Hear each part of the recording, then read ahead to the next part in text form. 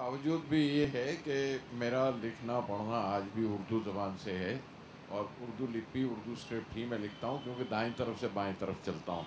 और अक्सर ये भी होता है कि मैं कहता हूँ कि अगर बाईं तरफ से दाईं तरफ चलो तो उसे हिंदी कह लेते हैं, वरना ज़बान वही की वही। हाँ बिल्कुल सही है। जो ज़बान हम बोलते हैं ज़बान वही की वही। वो सिर्फ ये है कि आप किस करवट बैठे हुए हैं। बिल्कुल सही। अगर दाईं करवट से लिख रहे हैं तो अब वो उर्दू और कहलाती है।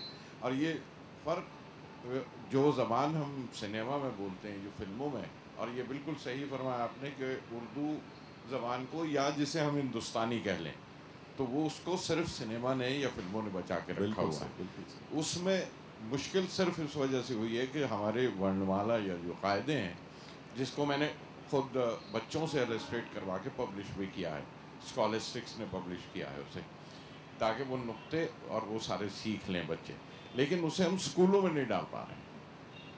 वो पब्लिश ज़रूर हैं, अगर वो हो जाए तो वो ख्यालात का ख्यालातों नहीं होगा। सही बात। कागजात का के कागजातों पर दस्तखत कर दिए, वो ग्रामर गलत वहाँ से होती है जहाँ से कायदा गलत हो जाता है। तो वो कायदे, क्योंकि आपने पहली बार आकर जब आप एजुकेशन आपके हिस्से में आई थी तो मैंने देखा था कि हाँ सिलेबस कहीं बदलने शुरू हुए, लेकिन हमारे यहाँ मुश्किल ये होता है कि आपका काम होने से पहले आपको शिफ्ट कर दिया जाता है। अब प्लानिंग कमीशन में चले जाइए, अब आप लॉ ले लीजिए, अब वो फलाना, तो वो काम अधूरे रह जाते हैं। मैं आपसे ये जो देख रहा हूँ, ये सुन रहा हूँ, I hope I am not taking too much of time. No please please. कि आप बड़े मजबूर लग रहे हैं, इतने मजबूर लग रहे हैं कि मैं करूं क्या। और ये मुझे आपसे पूरी हमदर्दी है, लेकिन मुझे ये ख्याल आता है कि हर सियासतदान जब बोलता है तो उसे कहीं ना कहीं पीछे का अपनी पार्टी का एहसास ज़रूर रहता है, और वो पार्टी से डरे हुए बोलते हैं। आप आज भी मुझे वो खौफ नज़र आता है। ऐसी बात नहीं, बिल्कुल भी नहीं। हम आज एक हिंदुस्तानी की हैसियत से बोल रहे हैं, ना कि कांग्रेस पार्टी मेंबर की। मैं आपको एक हिंदी की बात हो रही थी, आपको एक दिलचस्प बात बताता हूं कि मैं शरद यादव के पास एक दिन गया, कोई बिल डिस्कस करना था, तो आई सेड टू हिम कि मैं आप आके डिस्कस करूंगा, आप मेरी मदद कीजिए।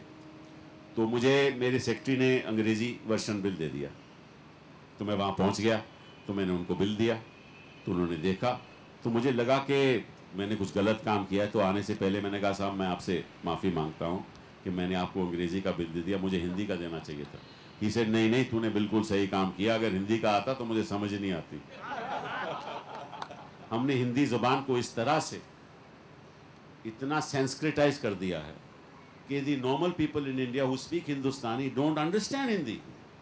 सो we are destroying Hindi as a language, and if you were to apply Hindustani where the right to left is no different from the left to right, then we will be a united nation as well. I think वो language का तो ये जी हिंदुस्तानी बोलना चाहिए, बिल्कुल हिंदुस्तानी बोलना चाहिए।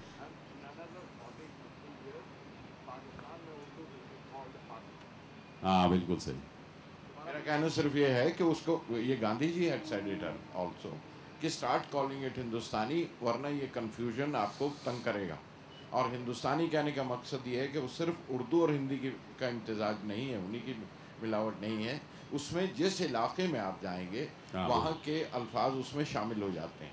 तो इसलिए उसे हिंदुस्तानी कहना ज़्यादा जायज़ है, क्योंकि हिंदुस्तान में ना एक उर्दू बोली जाती है, ना एक हिंदी, ना एक मराठी, ना एक तमिल, कोई भी एक तरह से एक ज़बान नहीं बोली जाती। सही बात। अंग्रेज़ी भी नहीं।